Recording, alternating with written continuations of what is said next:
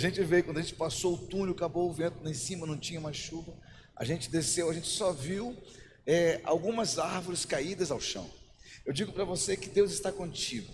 E se Ele disse para você, não temas, segue adiante, confie, não é para você parar. Sabe, a gente tem visto na nossa vida algumas histórias de milagres. E de repente você já viveu um milagre. De repente você já experimentou o que é um milagre. E um milagre, ele precisa ser celebrado. Um milagre, ele precisa ser contado. Tiago, vou ter que trocar. O milagre, ele precisa ser contado. O milagre, ele precisa ser testemunhado. Quantos aqui já participaram de algum milagre? Já viram acontecer alguma coisa na sua vida? Dá uma olhadinha para quem está do seu lado. Vê se ele tem cara de quem já viveu o milagre. Porque se você olhar na história bíblica, você vai encontrar algumas pessoas que viveram histórias de milagre e elas saíram pulando para o templo, elas saíram fazendo festa, porque quem vive milagre faz uma festa, não é verdade? Sabe qual é o nosso problema? É que a próxima luta, ela apaga o brilho do milagre anterior. A gente é terrível para continuar sendo movido por fé. Repete comigo assim, a Bíblia diz... Não, só se você tem fé. Se você não tem, não fala não, tá? Repete comigo. A Bíblia diz que eu devo trazer à memória aquilo que me dá esperança. Então eu vou te dar 30 segundos para você contar um milagre para quem está do seu lado aí.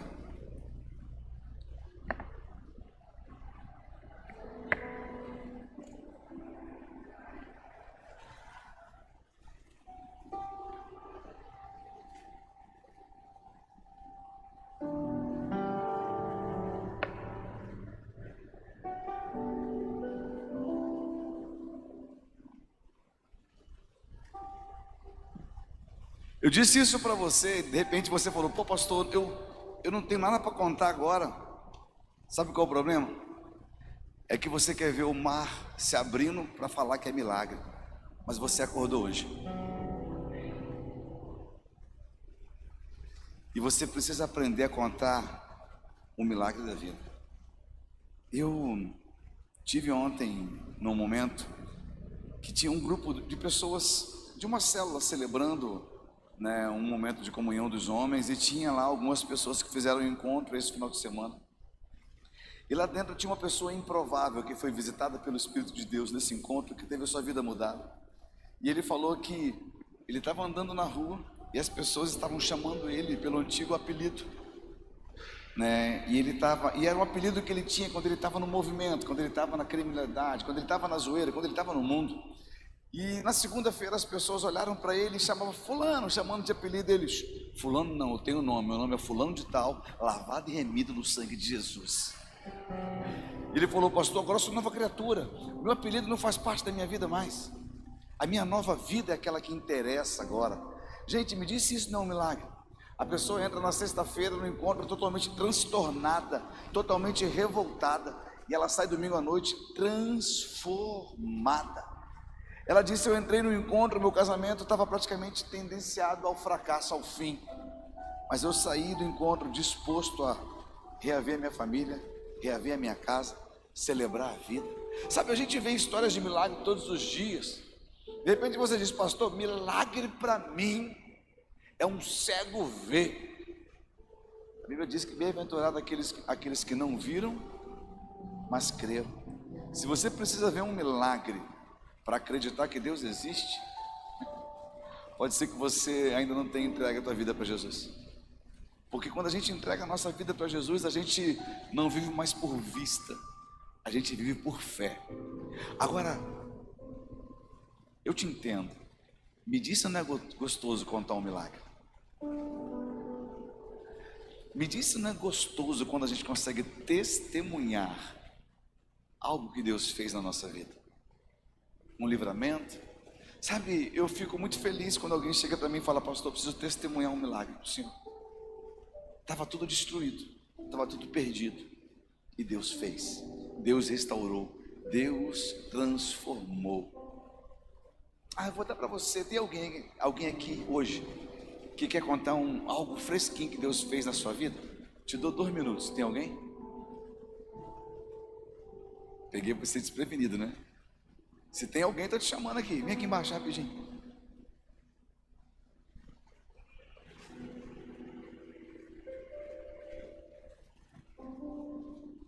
Boa noite, a paz.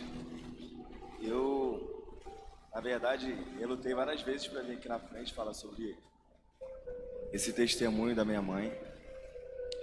Foi algo que impactou muito a nossa família, porque Deus, Ele não só fez um milagre na vida da minha mãe, mas Ele mudou uma estrutura, sabe, lá em casa. Minha mãe, um tempo atrás, ela foi muito mal para o hospital, sangrando muito, ficou meses sangrando.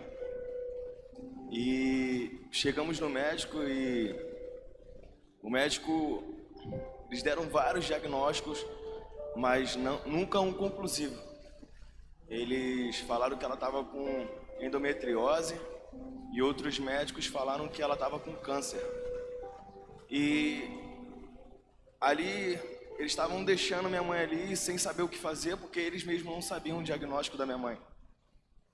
E ali, graças a Deus, foi um tempo que o Senhor veio me amadurecendo ali. E o Senhor, quando eu estava muito mal, tendo crise, o Senhor, Ele falou, meu espírito, Ele falou, cara, Ele me deu a passagem de Lázaro, aonde que Jesus fala para as irmãs de Lázaro, sabe, que aquele mal não era para a morte, mas sim para engrandecer o nome dele. E ali eu agarrei nessa palavra e minha mãe só piorando, adoecendo. E eu falava para ela todo dia, eu falava, mãe, calma, vai dar tudo certo. E ali minha mãe ia ser transferida para o Rio, depois de um mês no hospital, só piorando, ela estava amarela já, como uma pessoa que já está no final da sua vida. Mas iam mandar ela para o Rio num dia anterior, às pressas. Operaram ela, abriram ela e não esperaram nem a gente chegar, porque estava muito grave o caso dela. E a médica falava para nossa família, ó, ela está entrando, mas a gente vai tentar fazer o que a gente pode. Aí chegou lá no centro cirúrgico, ficaram hora lá, escorreu para lá os filhos. Aí as médicas saíram assustadas do que elas viram, porque algumas médicas falaram que nunca tinham visto aquilo, sabe? Aquilo que elas viram, sabe, dentro da minha mãe, falaram que era um monte de crosta, assim, de tumor, e dentro dos tumores saiu um líquido preto e com odor muito fedido. E dali minha mãe conseguiu, graças a Deus, foi para a UTI, chegou na UTI, teve complicações e continuando ficando amarela. Resumidamente, depois de 15 dias saiu a biópsia e minha mãe não tem nada, está curada. Hoje ela está cuidando da gente de novo.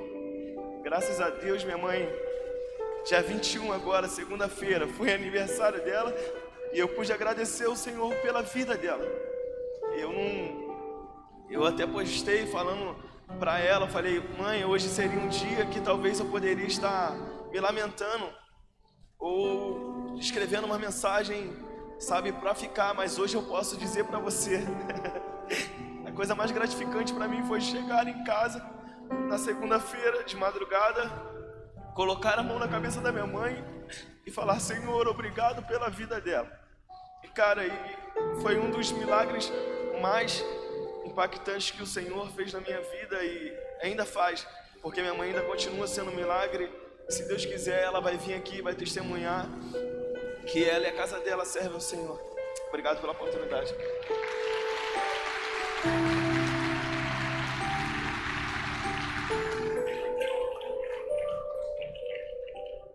Tem mais alguém que quer contar? De repente você falou, poxa, quando eu ia lá, o já levantou e foi na minha frente. Tem mais alguém que quer compartilhar algo fresquinho que Deus fez com você nos últimos dias?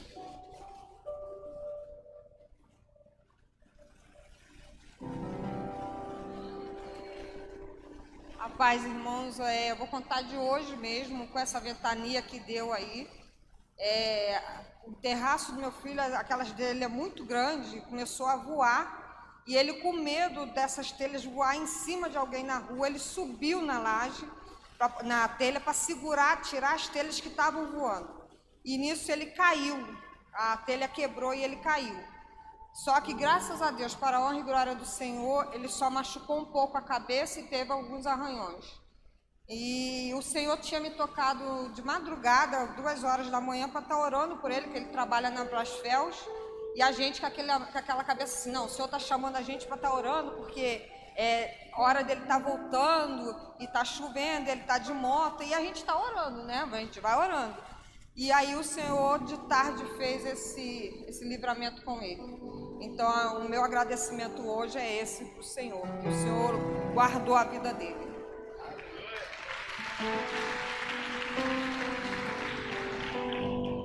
Teve uma pessoa que participou do encontro, não sei se está aqui hoje, eu não vi quem era, que eu não tenho o número salvo. Falou que foi buscar o filho na escola e parou o carro num lugar. Aí falou que sentiu no coração de não parar ali não. Ele tirou o carro e colocou do outro lado, um pouco mais à frente. Quando ele olhou para trás, voltou para o lugar, tinha caído uma árvore exatamente onde é que estava o carro dele. Exatamente no lugar. A gente acha que esse tipo de coisa Deus não está livrando a gente. Deus está te livrando de coisas que você nem viu. Não é verdade? Existem coisas acontecendo na sua vida que você nem percebeu. Mas você sabia que existem coisas também que você enfrenta, que Deus permite que isso aconteça, só para ver como você vai se manifestar? Que isso, pastor? Tem horas que Deus permite algumas lutas na sua vida, para Ele ver como que você vai se comportar diante delas. Como que você vai se comportar diante de uma adversidade. Sabe, o que Deus precisa para realizar um milagre? Uma dificuldade. De repente você entrou aqui dizendo, pastor, estou passando um sufoco. É tudo que Deus precisa para realizar um milagre. Porque não adianta você falar assim, eu não vi um milagre, mas eu te pergunto, você vive sufoco? Ah, eu vivo. Então peraí, tem uma outra coisa que a gente tem que aprender também. A gente vai ser confrontado na palavra hoje. Vamos ler um texto bíblico? No livro de 1 Reis, no capítulo 18, do versículo 20 em diante. 1 Reis 18, a partir do versículo 20.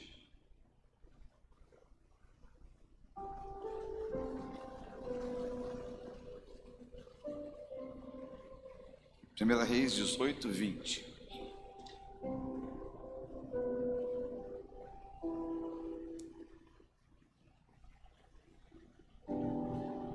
Tá ruim o jeito? Foi?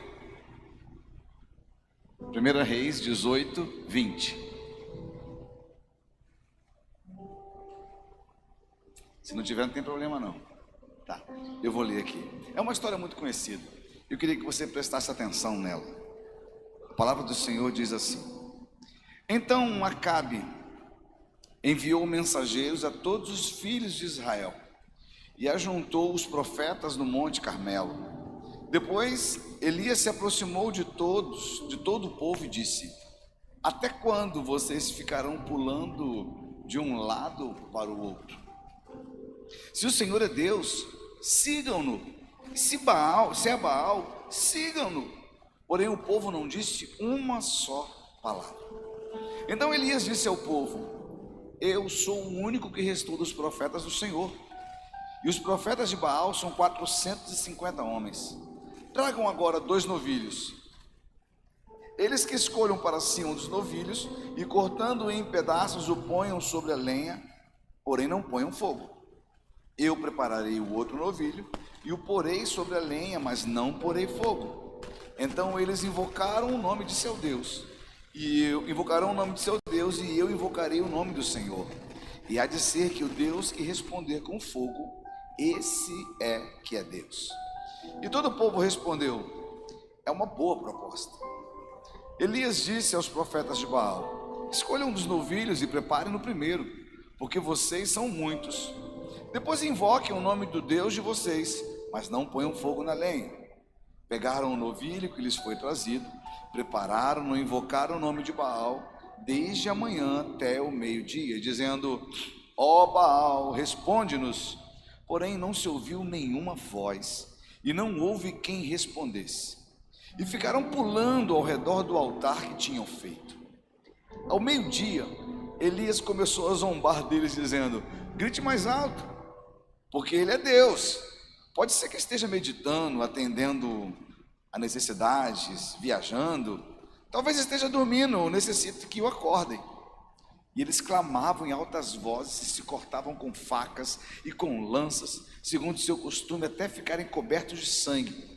Passando o meio-dia, eles profetizaram até a hora do sacrifício da tarde. Porém não houve voz, nem resposta, nem atenção alguma. Então Elias disse a todo o povo: aproxime-se de mim. E todo o povo se aproximou dele. Elias restaurou o altar do Senhor, que estava em ruínas.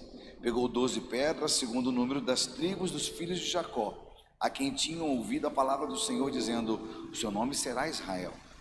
Com aquelas pedras edificou o altar em nome do Senhor. Ao redor dele fez uma vala capaz de conter 2 medidas de sementes.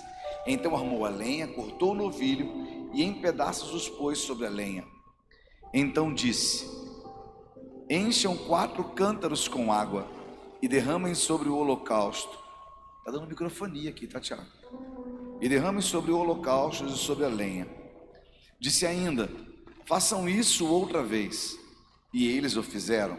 Disse mais: façam isso pela 3ª vez. E eles o fizeram pela 3ª vez.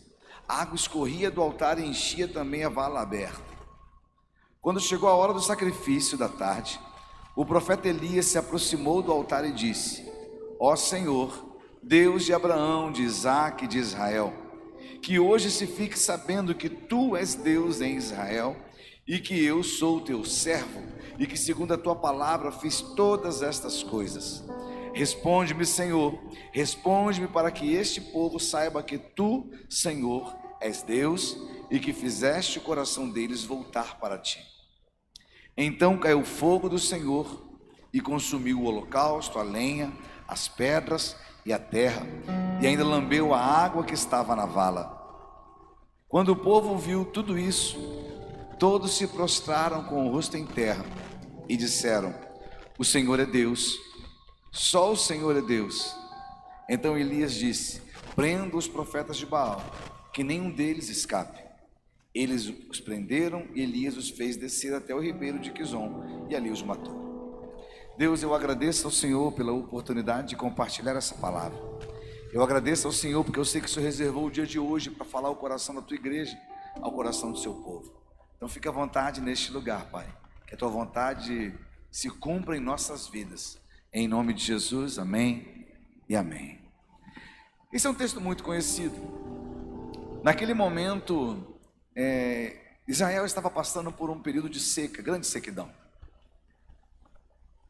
Acabe e Jezabel estavam no governo do povo e eles haviam se desviado do Senhor e haviam escolhido um outro Deus para si. Aquele povo que foi levantado por Deus, guardado por Deus, herdaram a terra que Deus deu, havia virado as costas para o Senhor. Você vai encontrar isso na Bíblia direto, várias histórias com o mesmo pano de fundo.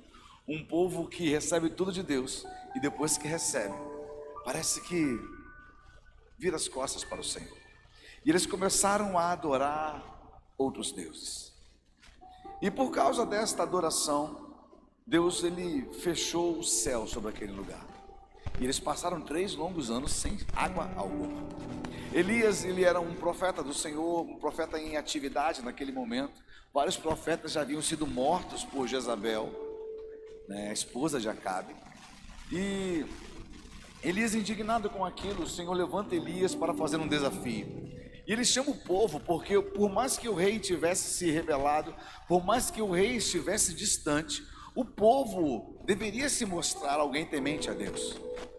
Não era proibido adorar a Deus, mas o povo havia se corrompido adorando, se contaminando com Baal também.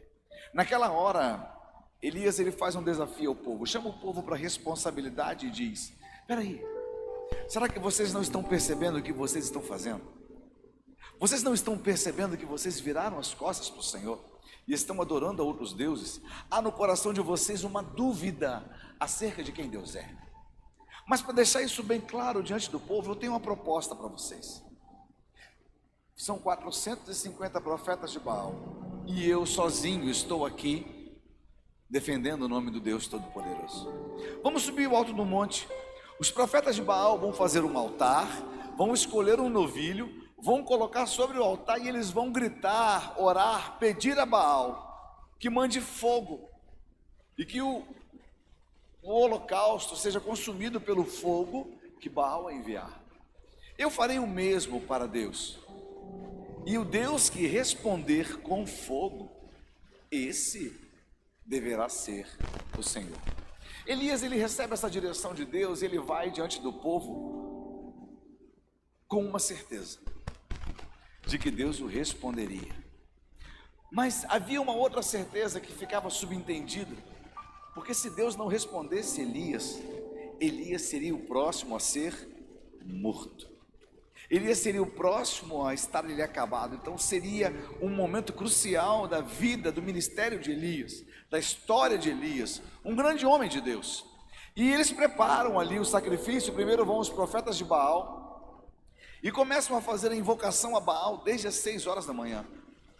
Quando dá meio-dia, Elias se apresenta, eles já estavam todos cortados.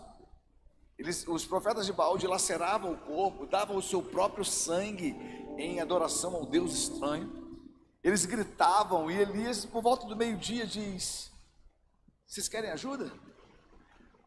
Grita um pouquinho mais alto, pode ser que seu Deus esteja dormindo, ou ele está preocupado com outra coisa, ou ele saiu. Faz alguma coisa. E aqueles homens começaram a gritar mais alto, a fazer mais alto, e na hora do sacrifício da tarde, às 3 horas da tarde, eles encerram as suas atividades. Depois que eles estavam ali com um ar de fracasso, enfrentadas ali 9 horas de invocação e nada resolvido, Elias, ele chama o povo e ele diz: olha para mim. Ele pega 12 pedras para edificar um altar que estava derrubado. Ele pega 12 pedras para lembrar o povo que a promessa tinha sido feita para todo o povo. Cada pedra representava uma tribo. E ele coloca esse povo unido, essas pedras unidas. Ele arruma aquele altar, ele coloca sobre aquele altar um novilho preparado para o altar, coloca lenha ali. E a falta que o povo mais tinha necessidade era água. E a Bíblia diz que ele derrama água sobre o altar, sobre a lenha, sobre o novilho. A água fica em volta do altar. Ele oferece naquela hora o que mais o povo tinha necessidade. E depois que ele faz isso, ele ora ao Senhor. Ele diz: Senhor, para que esse povo saiba que há Deus sobre Israel, manda fogo do céu. A Bíblia diz que naquela hora desceu fogo do céu, consumiu o holocausto, consumiu a lenha, consumiu o altar, consumiu a água. Deus se agradava do sacrifício de Elias e respondia com fogo. Naquela hora os profetas de Baal ficaram atemorizados, e eles foram destituídos, eles foram mortos, foram exterminados, e o nome do Senhor foi glorificado. Depois de tudo isso, Elias, ele foge, ele vai para uma caverna, ele continua sendo perseguido. Mas naquela hora ali, Elias precisava de algo que a gente colocou como título da mensagem desta noite. Pode projetar. O título da mensagem desta noite é Atitudes Proféticas. Elias, naquela hora, naquele tempo, naquele momento, ele estava sendo confrontado, e ele precisava ter um posicionamento. Elias não estava fazendo porque ele queria fazer, mas Elias, ele estava se manifestando porque Deus havia mandado ele se manifestar. Havia uma adversidade, havia uma dificuldade, havia uma afronta, mas também havia um Deus que estava olhando para o seu povo e que desejava, através de Elias, glorificar o nome dele. Meu querido, o que eu quero compartilhar com você nesta noite? O nome do Senhor continua sendo glorificado em toda a terra, em todo o mundo. Pessoas têm experimentado em Deus realização de feitos grandiosos. Sabe o que acontece? Que às vezes você diz: mas eu não tenho visto. De repente Deus tem preparado você, tem orientado você, tem aquecido seu coração, tem te dado capacitação, mas o que falta na vida da sua vida? Uma atitude diante da adversidade. E a gente fica botando a culpa no outro. A gente fica falando que o outro não está fazendo, que o outro não está visitando a gente, que o outro não está cuidando da gente, que o outro não está ligando para a gente, que o outro não está se importando com a gente. E eu quero te perguntar essa noite: você tem se importado com aquilo que Deus tem falado ao teu coração? Diz para quem está perto de você.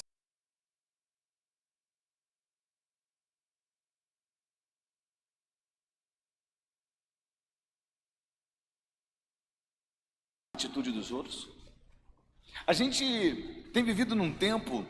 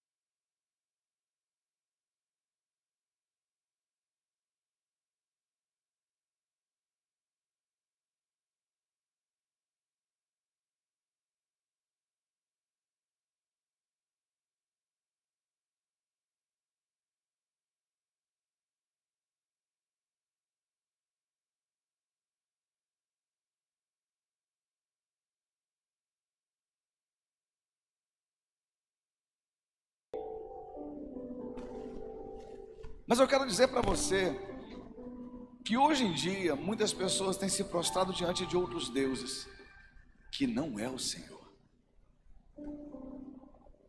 A gente entende que Deus tem um plano para a igreja dele, amém? E qual é o plano da igreja dele? Ganhar a terra, ganhar toda a terra, pregar o evangelho a toda criatura.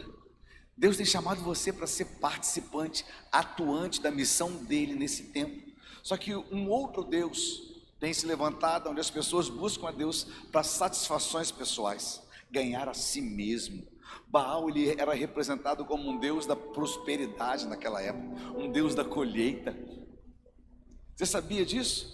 E você consegue enxergar ainda nas igrejas, nos últimos tempos, pessoas que procuram a igreja para satisfação pessoal, mas nunca para a entrega das suas vidas a Jesus. Nunca para um posicionamento diante de Jesus. Ei, eu quero dizer para você que se você veio até aqui esta noite, você veio para ser confrontado pela palavra do Espírito Santo ao teu coração. Se você sair daqui do jeito que você entrou hoje aqui, é sinal que você ainda não decidiu render o teu coração àquilo que o Espírito Santo quer fazer na tua vida. Meu querido, Deus está fazendo em toda a terra, mas em toda a terra tem gente posicionada diante dele, disponível, dizendo: Senhor, faz na minha vida, usa a minha vida, levanta a minha vida, usa a minha história.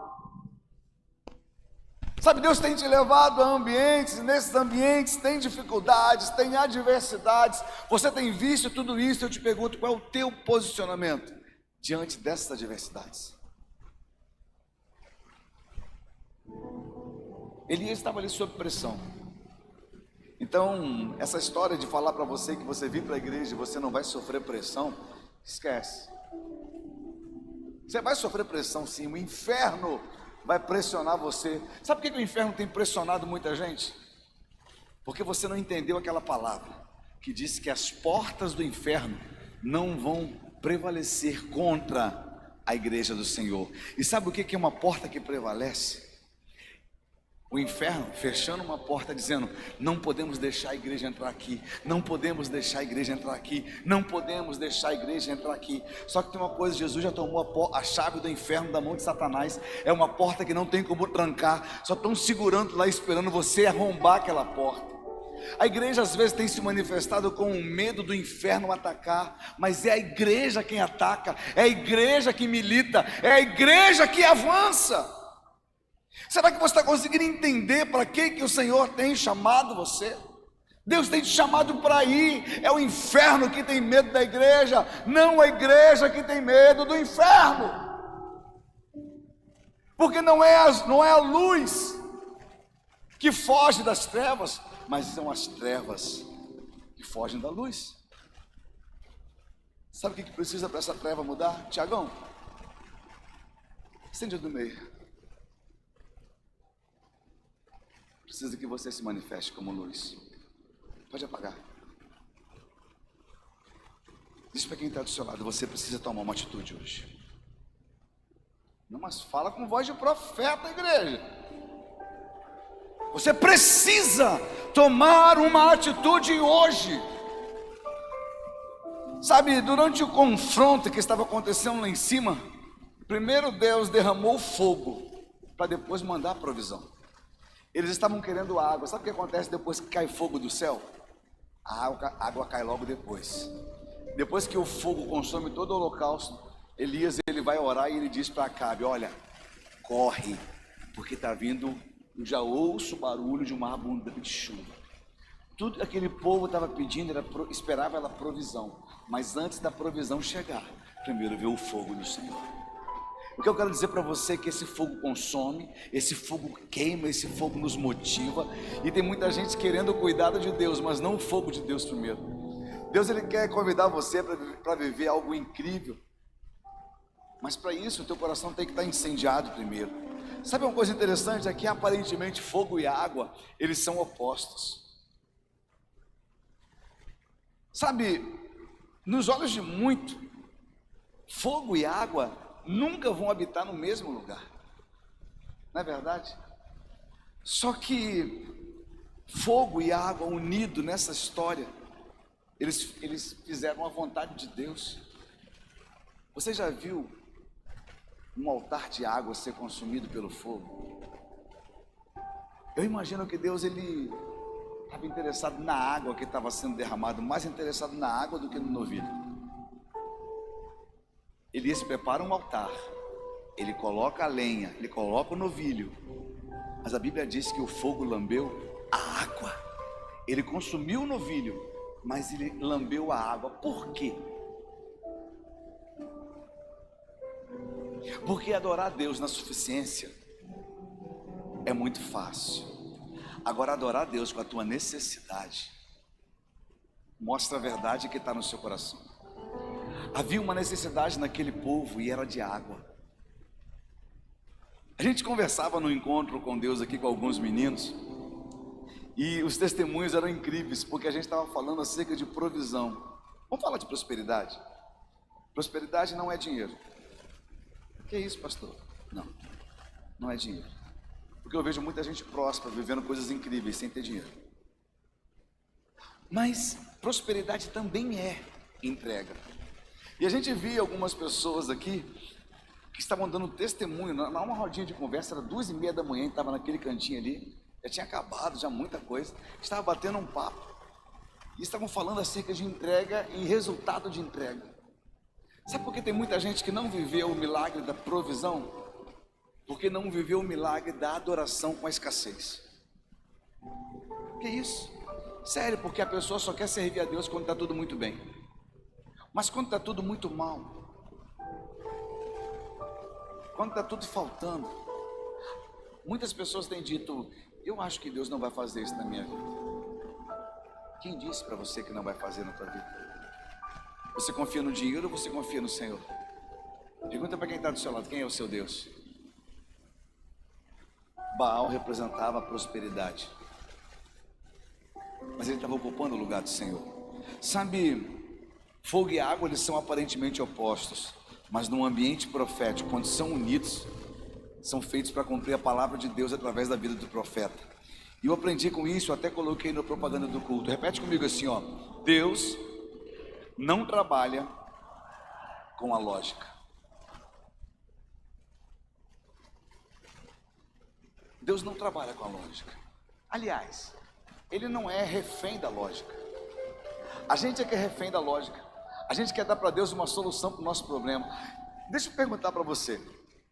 Quem aqui já teve aquela famosa experiência de dizer para Deus o que ele tinha que fazer? Deus fez diferente do que você disse, só que o resultado foi muito melhor do que você esperava. Alguém já viveu isso? Deus não trabalha com a sua lógica. Deus não precisa se explicar para você, querido, porque Ele é Deus. Mas o quanto que a gente confia nisso? Eu já contei para vocês alguns testemunhos aqui na igreja de coisas que eu já vivi. No meu tempo de escassez, meu início de casamento, eu tive necessidade de um pão. Eu não tinha como comer um pão. Estava desempregado, não tinha dinheiro. E eu falei, Deus, me dá um sinal. E Deus me deu um pão aquele dia para tomar café.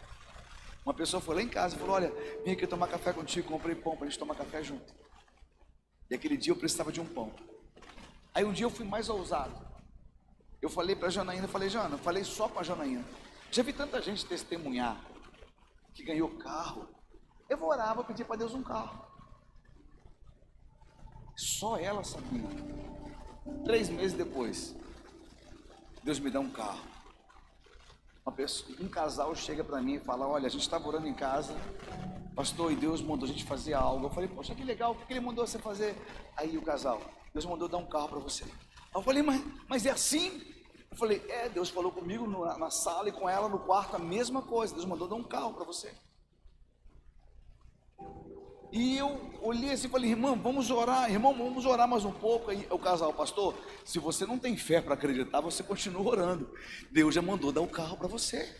O carro já está lavado, já está com PVA pago, o combustível está cheio, está tudo prontinho, é só botar no seu nome, o recibo está assinado.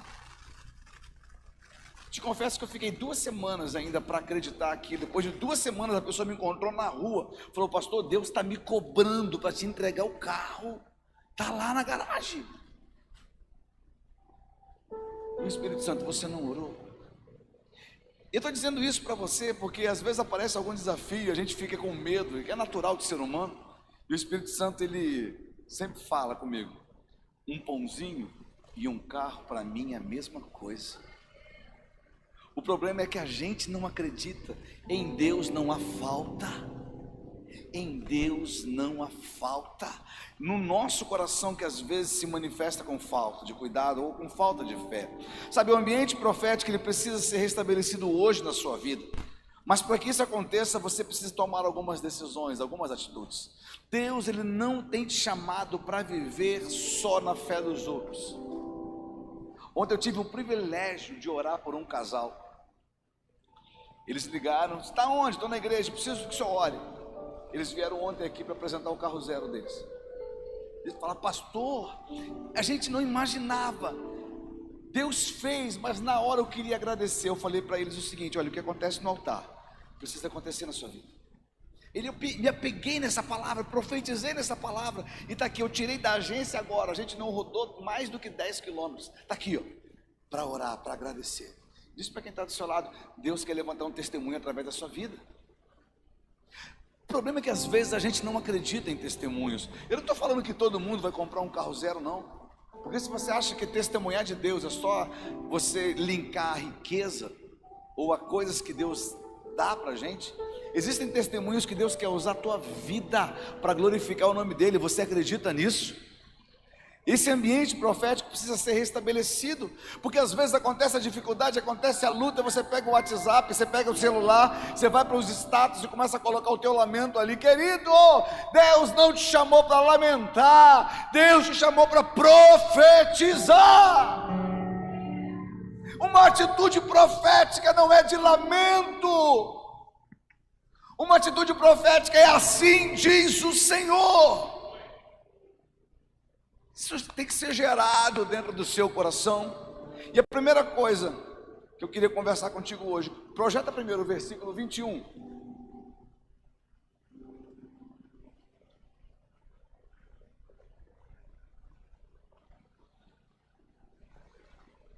Isso. Depois Elias se aproximou de todo o povo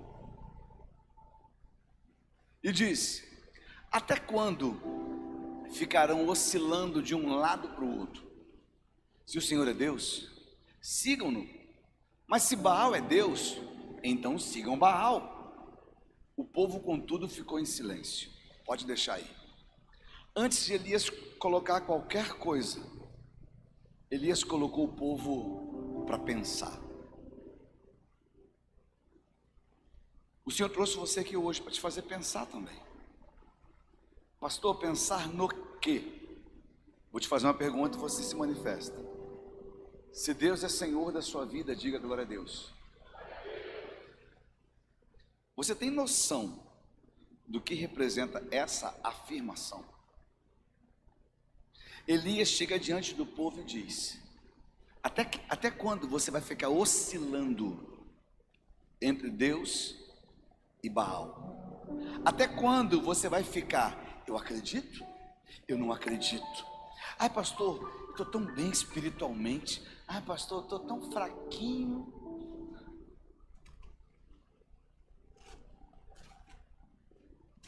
Ai pastor, eu estou tão desmotivado. Posso dar uma motivação? Quem precisa de uma motivação hoje para se firmar na igreja? Eu vou falar para você dessa motivação. Quem não estiver em Cristo no fim dos tempos vai pro... Você quer uma motivação melhor do que essa? Eu estou dizendo isso para você porque, com o passar do tempo, a igreja começou a virar um lugar de espiritualização. A palavra do momento agora é espiritualidade. Estou vivendo a minha espiritualidade. A pessoa se prostra diante de Baal. A pessoa se prostra diante de um monte de coisa. E depois vem querer se prostrar diante de Deus para querer alguma coisa dele. Esses dias eu atendi uma pessoa, e a pessoa... Está certo que as pessoas estão aprendendo. É novo convertido. Mas eu já vi velho convertido se comportar do mesmo jeito. Dizendo: pastor, eu sou assim porque o meu signo é escorpião, sabe como é que é, né? Eu olhei para a cara dele assim, está desviado, cara.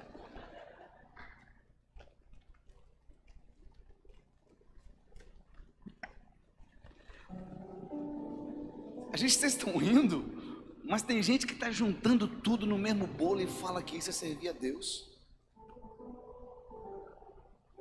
É gente querendo compactuar com pecado e santidade, é tudo no mesmo lugar. É gente querendo adorar a Deus e adorar o mundo no mesmo nível de intensidade. Era isso que esse povo estava vivendo. Elias chega e fala: peraí, até quando vocês vão ficar oscilando? Ora Baal, ora o Senhor, ora adorando, oferecendo sacrifício a deuses estranhos, ora buscando o Senhor. Jana, quando ela recebeu uma palavra de Deus, a primeira palavra que ela recebeu de Deus, ela não era crente não, ela teve uma experiência com Deus, Deus usou uma pessoa para falar com ela. Eu guardo até hoje a palavra que Deus deu para ela naquele momento. Deus disse para ela através de uma mulher: olha, eu vim dizer para você que eu sou um Deus ciumento. Parece que o ciúme, para mim e para você, ele vem de uma carência de Deus, mas não é isso. A pessoa expressou dessa forma, mas o que Deus estava dizendo para ela era o seguinte: olha, eu não aceito dividir você com o mundo. Eu não aceito dividir você com o pecado. Eu não aceito dividir você com a promiscuidade. Eu não aceito dividir você com vícios. Eu não aceito dividir você com pornografia, com carnalidade. Eu não aceito dividir você com mentira, com inveja. Eu não aceito. Meu amado, até quando? E a primeira coisa que eu queria conversar com você hoje é: a indecisão, ela vai te levar à estagnação. Estar estagnado, estar parado. Porque quem está indeciso não investe em nada. Investe? Quem está indeciso não toma rumo, não toma destino. Você tem o direito de escolha, mas você não tem o direito de viver na dúvida. Como assim? Fala assim, eu posso escolher. Gente, eu vou embora. Vem aqui falar para quem quer ouvir. Fala, eu posso escolher, mas não posso viver na dúvida. Sabe por quê? O que a dúvida faz contigo? Não te deixa escolher. Cara, você não pode ter tudo. Eu estou feliz da vida que eu vim da médica agora à tarde, acordei cedinho, né? Fui lá para a consulta e voltei. Ela chegou para mim hoje e falou: cara, eu não te falei naquele dia não, para não deixar você nervoso, mas você estava com um risco altíssimo de ter um infarto, porque todas as tuas taxas estavam alteradas, estava tudo fora, e eu não quis te falar para deixar você um pouco mais tranquilo, eu só quis te tratar. Eu estou vendo teus exames hoje aqui, cara, me deu uma alegria, quase que eu chorei na frente da médica, e ela falou assim, olha, tem um índice aqui, que para você ter risco baixo de infarto é 0,2, a tua taxa deu 0,08, você está abaixo do risco mínimo, está longe disso. Eu olhei para ela, mas me deu vontade de chorar, porque eu estava desregrado. Mas ela me deu uma bronca, ela falou assim, agora você tem que fechar essa boca e continuar no projeto, tem que fazer dieta, tem que emagrecer, tem que continuar lutando. Gente, não dá para ser... não dá para comer pizza, churrasco, feijoada todo dia e ficar saudável, gente. A gente pode de vez em quando. Se pegar dentro do seu lado, você não vai conseguir ter tudo na vida. Você precisa fazer escolhas. Você precisa aprender a fazer escolhas. Não dá para você ficar dormindo, acordando todo dia lá para quase meio-dia e falar que você é próspero. Falar que você não é, está perdendo. Fala ou não fala? Sabe por que você acorda todo dia tarde? Porque tua vida é uma droga. Porque se a tua vida fosse boa, você levantava cedo para viver ela. Você levantava cedo para dizer, para viver, cara, eu estou vivo, eu estou bem, eu estou feliz, eu vou celebrar esse dia. Hoje é mais um dia para conquistar. Mas você acorda o olho e fala, eu vou ficar não, vou levantar não, vou continuar, e vai embora. Muda isso hoje. Tome uma atitude hoje. A estagnação, a indecisão vai te deixar estagnado. Sabe, você tem o direito de escolher, você não pode viver na dúvida. Escolha como você quer. Escolha quem é Deus para você.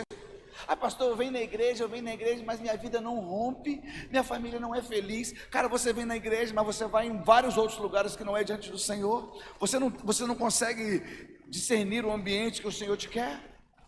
Aí tua vida continua do mesmo jeito. Sabe, o que Elias disse para esse povo? Se for Baal, segue ele, cara. Agora se for Deus, segue ele. Elias não estava obrigando ninguém a servir a Deus, não, mas estava dizendo para eles o seguinte: toma vergonha nessa cara, toma uma atitude. Aquele que está sujo, suje-se mais, mas quem está limpo, limpe-se mais. Ele está dizendo, se Baal é o teu Deus, segue ele, mas não procura Deus também não. Que isso, pastor? Sério? Porque se você está flertando com o mundo, e você gosta do mundo, e você quer o mundo, vou te dar um conselho: vai para o mundo. Se a tua decisão for estar no mundo, vai para o mundo. Sabe por que acontece? É que às vezes você está na igreja apaixonado pelo mundo. Você é adultério. Está casado com um pensando em outro. Agora, se a tua paixão é estar em Deus, abre mão das coisas que te separam de Deus. Antes de você definir o caminho, o jeito, defina o destino. Sabe por que eu estou dizendo isso? Você está assim, ó, ai pastor, mas eu quero servir a Deus de verdade, eu quero ser crente de verdade, eu quero estar na igreja de verdade. Quer mesmo? Quer? Defina o destino. O caminho, o Espírito Santo vai te conduzir até ele. Agora a tua decisão de estar em Deus A tua decisão de viver uma vida cristã é gerada numa convicção dentro de você. De repente você olha e fala: eu não sei como viver isso.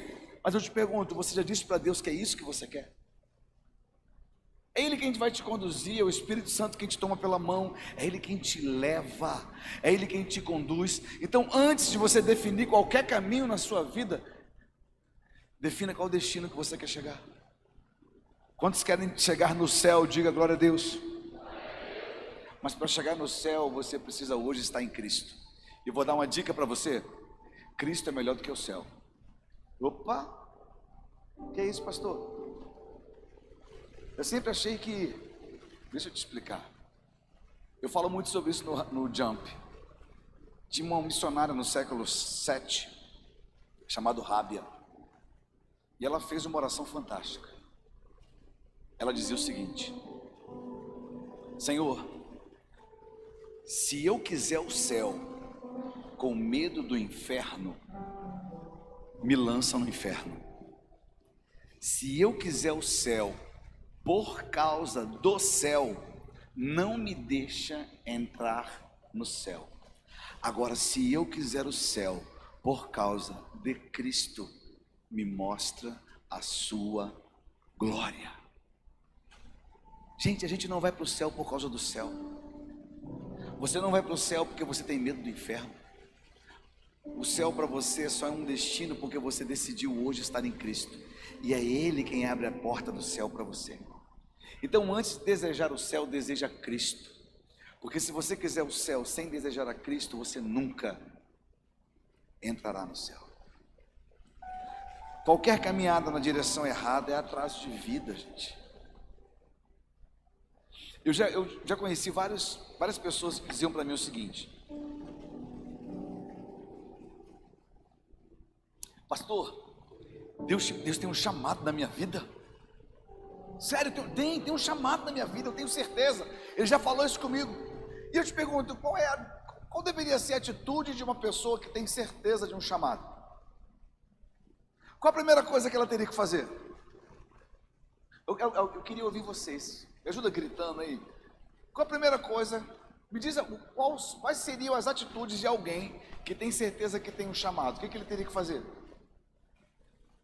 Oi? Agradecer, buscar, estar disponível, ter relacionamento com Deus. O que mais? Oi? Se preparar. Por falar em se preparar, quem falou se preparar? Por falar em se preparar, eu já vi um monte de gente sem vergonha que tem um chamado de Deus não busca os escolhidos, os capacitados, mas Ele capacita os escolhidos. Para de palhaçada. Isso é papo de preguiçoso, que não quer estudar a Bíblia, que não quer se debruçar, que não quer se lançar. O que eu já vi de crente sem vergonha, preguiçoso, usando isso aí, nenhum deles que eu ouvi falando isso cumpriu o chamado. Diz para quem está do seu lado: Deus não tem parte com preguiçoso. Eu já vi muita gente dizendo que tem chamado, mas nunca se lançou para o chamado, nunca se preparou para o chamado, nunca abriu mão de outras coisas por causa do chamado. Você não pode ter duas coisas. Não adianta, você não vai ter tudo na vida, que falamos anteriormente. Tem coisas que você vai ter que deixar por causa do chamado. Tem coisas que você vai ter que abrir mão por causa do chamado. Repete comigo: assuma responsabilidades. Coloca no versículo 23 lá, por favor. Agora tragam para cá 2 novilhos, que os profetas de Baal escolham um deles, cortem o animal em pedaços, coloquem sobre a lenha, mas não ponham fogo. Eu prepararei o outro novilho e colocarei sobre a lenha no altar, mas não porei fogo na lenha. O que Elias está dizendo? Vem cá, a gente está no embate aqui, não está? Então vamos fazer o seguinte: faz a sua parte, que eu vou fazer a minha parte. Elias está dizendo para eles: corta o novilho de vocês, coloque sobre o altar, prepara a lenha, só não bota fogo. Eu vou fazer a mesma coisa ali. Não vou colocar fogo. O que ele estava dizendo? Aquilo que eu tenho que fazer, eu vou fazer. Qual era a obrigação de Elias? Repete comigo: preparar o altar. Qual Qual era a responsabilidade de Deus? Enviar o fogo. É a gente querendo ter experiência com Deus, a gente querendo o fogo de Deus, com o altar destruído. Deus não vai dar experiência, Deus não derrama fogo em altar que está destruído. Deus não vai dar experiência para altar que está corrompido. Depois que eles corromperam o altar, Elias chegou e falou: peraí, deixa eu restaurar isso aqui agora, deixa eu fazer como deve ser feito. Sabe, princípios são inegociáveis. Deus, ele não quebra princípios, são inegociáveis. Providencia a lenha, providencia o sacrifício, quem vai mandar fogo é o Senhor. Eu digo isso porque às vezes a gente acha que Deus ele vai nos arrebatar. O evangelho sempre foi um convite. Tem alguém que foi obrigado a estar aqui hoje? Se está obrigado, foi tua mãe que fez isso. De repente tua esposa, teu marido te obrigou a estar aqui hoje. Mas a gente vem na igreja porque a gente é convidado e porque a gente tem vontade de vir. Não é verdade? Eu tenho dito aqui na igreja o seguinte: em alguns lugares, se você não vem na igreja, as pessoas ligam para você e falam: ó, desviou, está indo para o inferno agora, você tem que estar na igreja. Mas eu tenho tanta alegria nesse lugar, porque quando eu converso com algumas pessoas, tem alguns que dizem assim: pastor, já passei por tanto lugar, mas aqui eu sinto a vontade de estar na igreja. Tem gente que está mais na igreja do que em casa, isso me preocupa às vezes. Mas eu vim ontem aqui na igreja, vim fazer uma atividade ontem aqui na igreja, eu fiquei tão feliz e constrangido ao mesmo tempo. Gente, quarta-feira, estava tendo ensaio da coreografia, estava tendo culto de oração, estava tendo aula de batismo, estava tendo ensaio do louvor e estava tendo projeto social de jiu-jitsu. E estava cheio aqui, não era culto. Mas o povo vem porque é obrigado? Eles vêm porque desejam estar. Sabe, a tua parte, eu vou dizer que a tua parte ela é sacrificial. Fala assim: eu sou um sacrifício vivo. Mas desculpa, Deus não vai queimar na tua cama. Às vezes a gente quer oferecer um sacrifício vivo na nossa cama, no conforto do nosso quarto. Ah, pastor, eu tenho que estar na igreja todo dia? Não, não é isso que eu estou falando. Eu estou dizendo para você que você precisa estar presente no presente. O que é presente no presente? Você veio à igreja hoje, amém? Só quem está vivo, diga glória a Deus. Amém. Se tem alguém morto, grita misericórdia.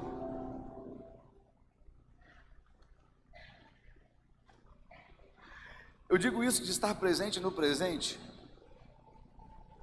Você veio prestar um culto a Deus, amém?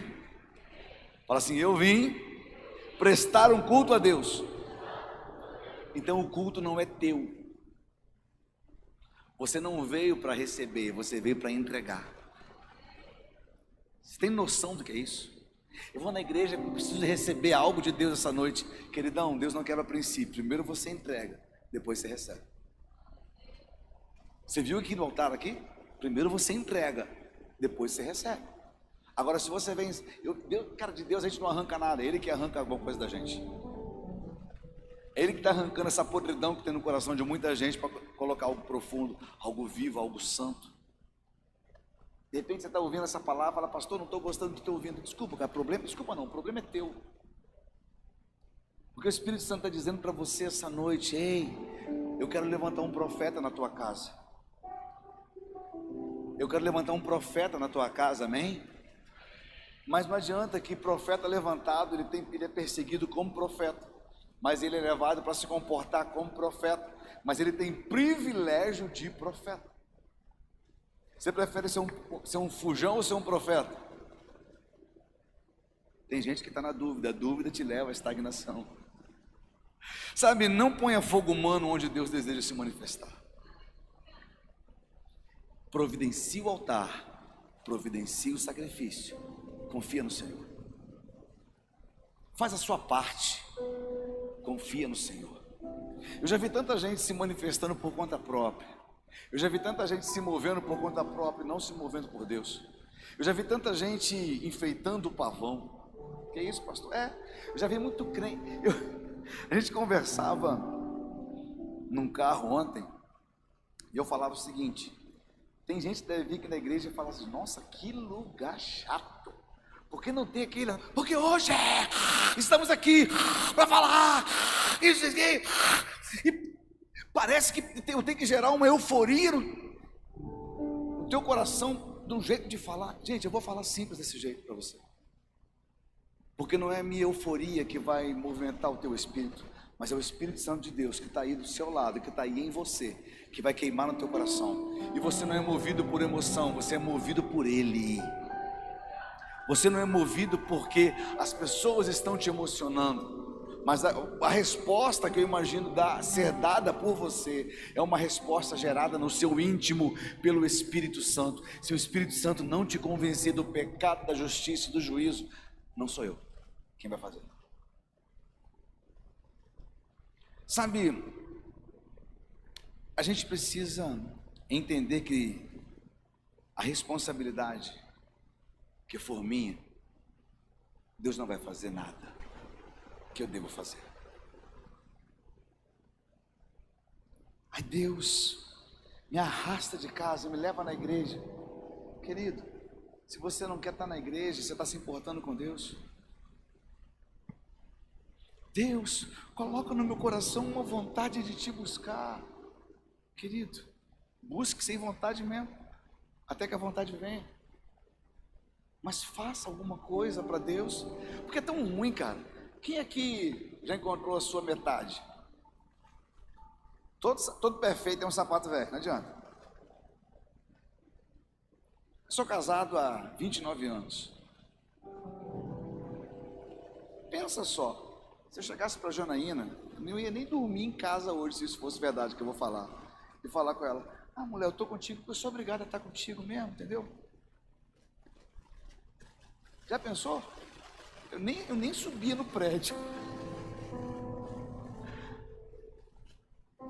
A primeira coisa que eu falo para ela, você está aí, amor? Você mexeu comigo, você vai confirmar hoje dando glória a Deus, quer ver? Primeira coisa que eu falo para ela quando eu acordo, depois eu acordo ela, chamo ela para perto, dou um beijinho e falo assim: ó, eu amo você. Posso ouvir um glória a Deus, amor? É a primeira coisa que essa mulher ouve todos os dias. Eu olho para ela, às vezes ela acorda meio que sem norte assim, mas eu falo para ela todos os dias: eu amo você. Eu tenho prazer de estar casado com ela. Eu digo isso porque num relacionamento, essas atitudes, elas dizem tudo. Agora, não adianta você querer orar para Deus. Sabe qual é o problema? É que às vezes a gente chega diante de Deus igual aquele filho pidão. Alguém tem filho pidão aí? Que vai chegando perto do aniversário, ó, tá chegando, hein? Ou então tá chegando, já tá entrando em novembro e fala: ó, daqui a 2 meses já é Natal. Isso te diz alguma coisa? A gente olha assim e fala: caramba, sempre tá abraçando, beijando a gente, querendo arrancar alguma coisa. Qual foi a última oração que você fez para Deus? Quando você dobra o teu joelho, o que você fala para Ele?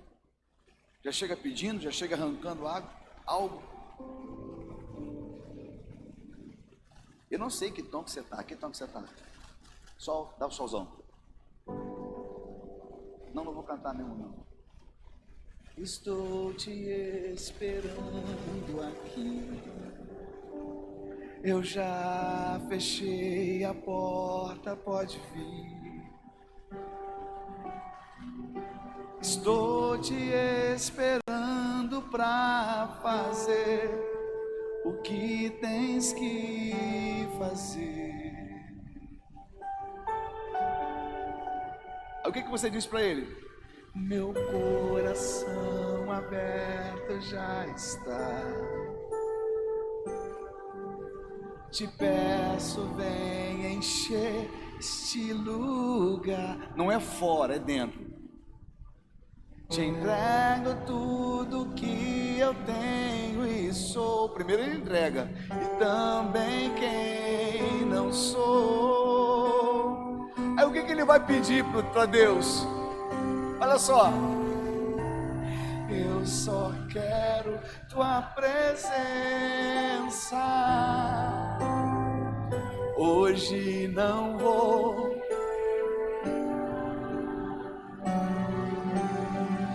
só quero levantar a minha voz para te dizer que a tua graça já me basta.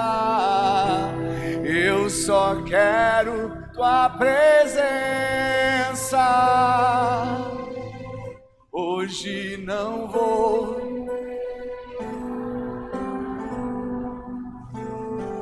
só quero levantar para te dizer que a tua graça já me basta. Qual foi a última vez que você levantou 3 horas da manhã, conseguiu chamar a atenção de Deus orando? Eu imagino ele: o que você quer, Heitor? Aí você disse para ele: não quero pedir nada não, só quero dizer que eu só quero tua presença. Sabe, eu não quero pedir nada não, eu só vim dizer para o Senhor que o Senhor é meu tudo.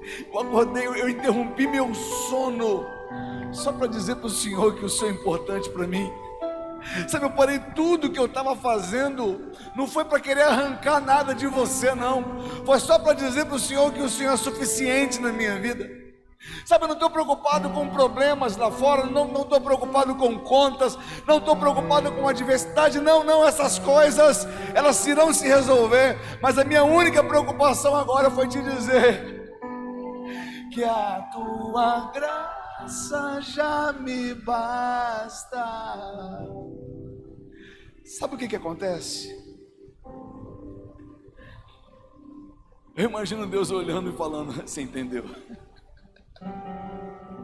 Você entendeu exatamente quem eu sou. Você entendeu exatamente o que eu quero. Você entendeu exatamente o que eu desejo fazer. Eu imagino nessa hora o Espírito Santo vindo e te envolvendo. Alguém já foi orar, já parou para orar, já dobrou o joelho e começou a orar uma oração muito simples. Daqui a pouco você sentiu uma presença gloriosa que você não sabia se estava dentro, se estava fora, se estava na direita, se estava na esquerda. Parecia que você estava sendo envolvido. Alguém já experimentou isso aqui? Eu imagino o Senhor dizendo: vem cá, agora eu só quero te abraçar, agora eu só quero te envolver, agora eu só quero te encher.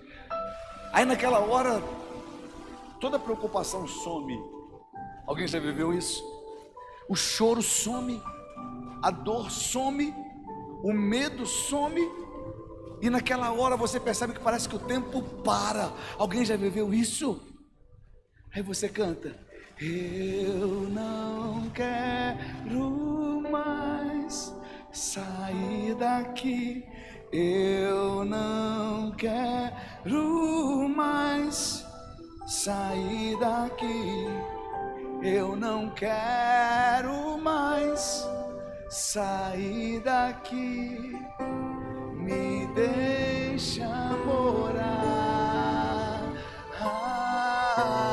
Eu não quero mais sair daqui, eu não quero mais sair daqui, eu não quero mais sair daqui, me deixa morar.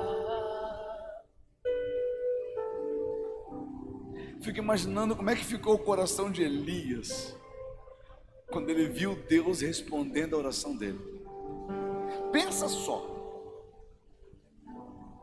Aqui hoje não tem 450 pessoas, mas imagine só 450 profetas de Baal olhando Elias Mas não era só os profetas, não era só Elias, tinha Acabe, tinha Jezabel, tinha o exército de Acabe, estava o povo todo, estava todo mundo olhando, e Elias diz: Senhor, para que esse povo veja que tem Deus em Israel. Naquela hora desce fogo do céu. Eu fico imaginando Elias vendo aquele fogo consumindo, e eu fico pensando: será que ele tinha pressa que aquele fogo acabasse? Será que ele tinha pressa que aquele momento parasse? Eu fico imaginando Elias dizer: eu não quero mais sair daqui, Senhor. Eu não quero mais sair desse lugar, eu não quero mais sair dessa certeza, eu não quero mais sair dessa presença, eu não quero mais sair desse culto, eu não quero mais sair deste lugar. Eu não sei se você já experimentou momentos assim, mas já teve culto aqui que não dava vontade de ir embora para casa. A gente estava conversando essa semana sobre a conferência Freedom, que vai acontecer no carnaval aqui. A do ano passado, aqui acabou mais cedo, foi 1h da manhã. O povo não queria ir embora, não dava para ir embora. Tanta presença, num momento tão maravilhoso. Eu sinto saudade dessas coisas. Quem é que sente saudade disso? Diz para quem está do seu lado: tenha manifestações proféticas. Tenha manifestações proféticas. E o que é ter manifestação profética? A gente vai encerrar agora. E o que é ter manifestação profética? É agir fora da lógica, mas na certeza. É agir fora da lógica, mas na certeza. Eu preciso de muita sinceridade hoje. Quem aqui teve um dia ruim hoje? Levanta a mão. Seja sincero. Se você está perto dessa pessoa que levantou a mão, olha para ela e diz: acontece. Com todo mundo. Com todo mundo. Agora, qual a sua atitude diante do dia ruim? Quem é que tem um desafio para amanhã e é grande? Levanta a mão. Tem alguém? Um desafio para amanhã é grande? Posso te dar uma dica? Sabe qual vai ser a primeira atitude sua quando você acordar amanhã? Você vai abrir o olho, de olho aberto mesmo. Você vai: Senhor, eu já quero te agradecer agora, porque à noite eu vou contar meu testemunho. Quem vai estar do seu lado vai dizer o seguinte: por que você está fazendo isso? Você vai ver ao longo do dia. Quando acontecer, todo mundo vai ver. Quando acontecer, todo mundo vai ver. A atitude profética não é se dobrar diante da dor, mas é dizer para ela: assim diz o Senhor. É se manifestar como quem crê. É dizer para aquilo que é contrário: é o seguinte, ou você vem contra mim com espadas e com lanças, eu vou contra você, em o nome do Senhor dos Exércitos. Uma atitude profética, manifestação profética. Gente, sabe por que muita gente não é curado? Porque as pessoas não oram. Eu vi um vídeo essa semana de um rapaz parando um jogador de futebol. Ele tinha tido um problema na cintura e no joelho. Alguém me mandou esse videozinho, não lembro quem. E esse rapaz que estava andando, cintura com problema, joelho com problema, ele com muleta. Aí um brasileiro chega para ele e fala: tudo bem? Aí ele: sim. Então, eu estou vendo você mancando. Aí o cara falou qual o problema que ele tinha. Ele fala: então, eu também era jogador de futebol e eu conheci Jesus e eu entreguei tudo para ele, para viver somente por ele, para ele. Eu vi você andando de muleta e me deu vontade de falar contigo. E o cara: pois não, o que você quer falar? Ele fala: bem, eu creio que Jesus cura. E eu queria orar por você. Será que eu poderia orar por você? Aquele homem: tá, jovem, tá. Ele colocou a mão no ombro daquele homem, falou: posso colocar a mão em você? Ele falou: pode. Colocou a mão naquele homem e falou: Jesus, cura esse homem, para a glória do seu nome. Cura ele agora, em nome de Jesus. Ele tirou a mão, ele falou: será que você pode andar? Aí ele: sim. Aí ele: não, tira a muleta, você pode andar? Aí ele riu, né? Aí ele: dá um passo. Aí ele deu um passo, ele olhou para o cara, começou a rir, fez assim, levantou a muleta e começou a andar sorrindo para um lado e para o outro. E aquele homem com um sorriso no rosto. Não estou dizendo isso para você porque aquele homem, ele poderia receber a oração e partir andando na muleta, mas tem horas que a gente tem que ter uma atitude profética diante da adversidade, só para a gente ver Deus agindo na nossa vida, só para o nome do Senhor ser glorificado. A gente precisa aprender a orar sem medo. Quem aqui já teve vontade de orar por alguém, mas teve medo de orar? Cara, aprenda uma coisa, só pode acontecer 3 coisas numa situação como essa. Se a Júlia estiver doente e eu estiver perto dela e eu não orar, eu orar pela Júlia, pode acontecer 3 coisas. A primeira coisa é ela ser curada. Amém? A segunda coisa, se eu não orar, ela não se sentir, eu orando, ela não ser curada, mas ela se sentir amada, porque alguém se preocupou com ela. Mas a terceira coisa é a que mais acontece. Ela olha para mim, eu não oro, ela baixa a cabeça e ela acaba se sentindo ignorada, que alguém poderia fazer alguma coisa e não fez. Dá uma olhadinha para quem está perto e fala: reclama menos e ora mais.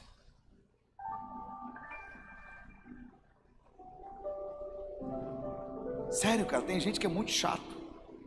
Que isso, pastor? Sério? Não ora nada e só reclama de tudo. E não toma uma decisão, não toma uma atitude, não toma uma postura.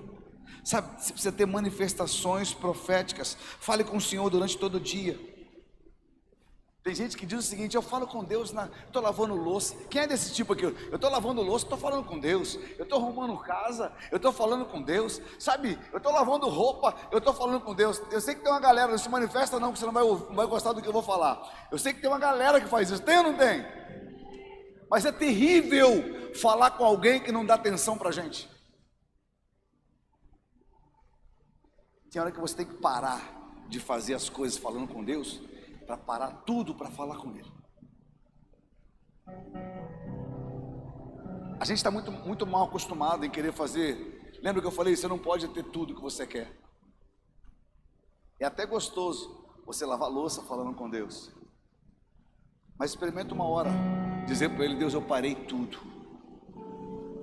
porque a louça não é mais importante que o Senhor, a casa não é mais importante que o Senhor, o cachorro não é mais importante que o Senhor, minha família não é mais importante que o Senhor.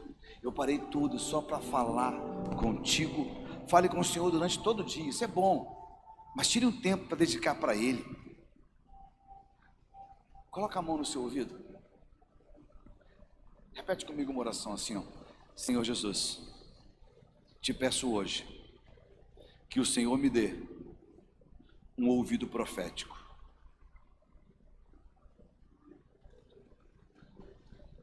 Como assim ouvido profético, pastor?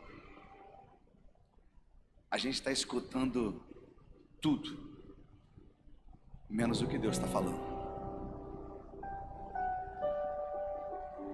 Eu peço que o Senhor comece a falar aos seus ouvidos de um jeito muito claro, acerca de para onde ir, o que fazer, qual decisão tomar. Seus ouvidos precisam ser abertos pelo Senhor hoje, porque Elias não fez isso porque quis, mas porque o Senhor falou. Tem muita gente se dando mal, porque está fazendo o que o ego quer, e Deus não te pediu para fazer nada disso. É gente botando a conta para Deus pagar, de uma dívida que você fez. Que os seus ouvidos sejam abertos pelo Senhor hoje, para que você saiba o que falar, quando falar e como falar. Quando isso acontecer, de você ouvir Deus falando, você decidir se posicionar, fazer alguma coisa, o ambiente à sua volta, ele vai se mover de acordo com aquilo que você fala. Eu vou repetir isso e a gente vai encerrar com isso.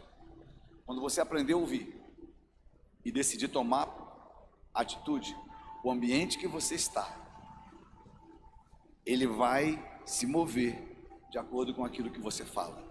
Tem gente que tem fé aqui? Dá uma batida no chão assim, o pé assim, ó. Fala assim: a terra só é abençoada porque o meu pé está nela. Que isso, pastor? Eu falo isso brincando com os meninos. A gente foi pescar essa semana de novo, segunda-feira estava pescando de novo.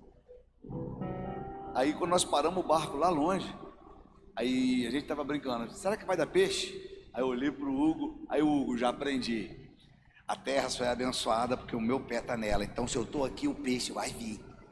Aí eu falei para ele, desce a linha. Tum! Pegamos mais de 50 anchor. 3 horinhas de brincadeira. Não é só de pescador não, gente. Mas eu estou dizendo para você que a gente exige muito da terra, mas não assume responsabilidade sobre a terra. É você que é abençoado. O Senhor tem chamado você para receber e ser canal dessa bênção por onde você estiver. O homem quase não fala, a mulher normalmente mais fala, é ou não é verdade? É a mulher que fala assim, para de onda, porque a mulher tem uma necessidade de falar absurda. E eu agradeço a Deus por isso, porque a mulher sabe o que falar, gente. Uma mulher que sabe o que falar, meu Deus!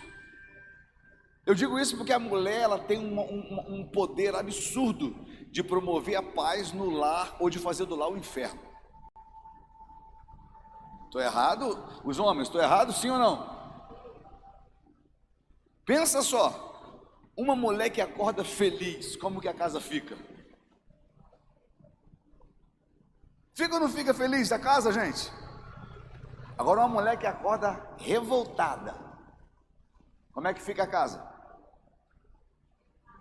Pesada, né? Se você está perto de uma mulher, normalmente a tua esposa, dá um sorriso para ela e fala assim, ó, você sabe quem promove a paz lá em casa, né? Por que eu estou falando isso para você? Que normalmente as mulheres elas ficam mais em casa do que o marido. Tá certo, tem mulher que trabalha o dia inteiro, mas o governo da casa está no ombro de uma mulher, gente. O sacerdócio da casa está nos ombros do homem. A mulher de Provérbios 31 governava muito bem a casa dela, em honra ao marido. Eu digo isso porque a sua casa, ela vai ser governada por aquilo que você está dizendo. Você precisa aprender a se manifestar com voz profética dentro da sua casa. Mulher e homem, o ambiente à sua volta vai se mover de acordo com aquilo que você fala. Escolha bem suas palavras. Escolha bem o que você vai dizer. Escolha bem como será o seu dia. Quem aqui vai viver um dia incrível amanhã, diga glória a Deus. Todos temos o direito de escolher quem servir. Porém, após fazer essa escolha, a gente deve se comportar como quem já escolheu. As consequências dessa escolha, elas vão ecoar sobre a sua vida. A quem vocês vão servir hoje? A Jesus, a Deus ou ao mundo? Se a gente buscar pelo mundo, a gente vai colher os frutos dessa decisão. Fala assim, eu mereço a colheita. Fala, eu mereço a colheita. Você merece tudinho que você está colhendo. Porque é sinal que você plantou. Agora, você pode escolher hoje colher frutos novos. Se você decidir plantar novo a partir de hoje.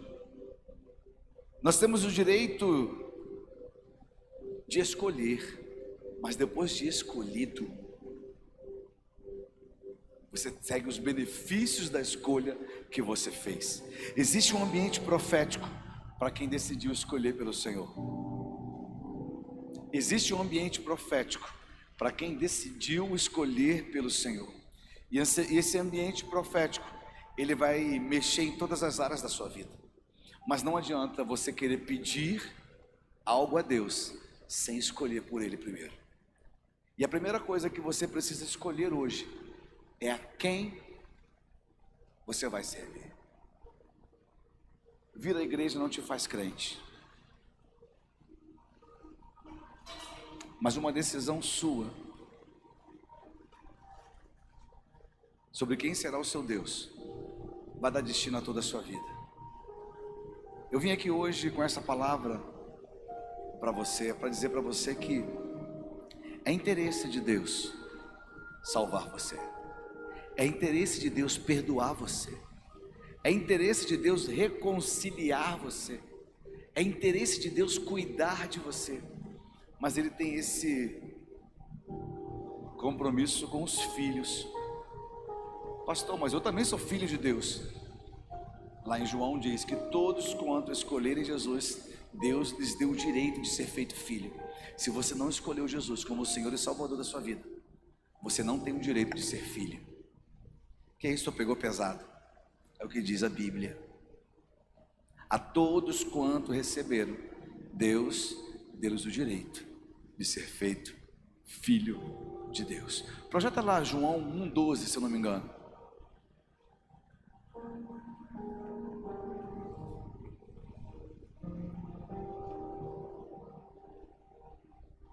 João 1,12.